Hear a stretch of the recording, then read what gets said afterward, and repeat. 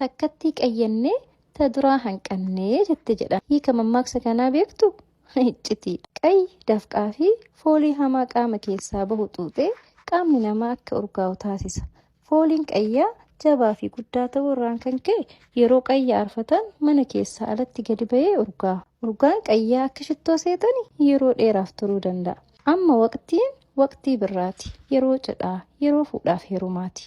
Shamarreen takka yeroo gaa'ellisii kalaa'ee torbeen tokko hafuuf akka qayyattu kan taasifamuuf foolii gaarii qayyi qabuun urgooftee abbaa manaa isii wajjiin jaalalaa fi bultii gaarii isaan gidduutti jalqabsiisuuf akka ta'e aadaadhaan kan baramedha. Aadaa ofii gabbiseetti fufsiisuun kan beekamu manni qayyi faaya dhoksaa immoo paakeejii addaa misirrootaaf kan qaamaa fi fuula isin bareechisee hawwiin guyyaa gaa'ela keessanii daran gammachuun akka eegdan isin taasisu qopheessinee isin eegaa jirra waan ta'eef maal eegdarree koottaa.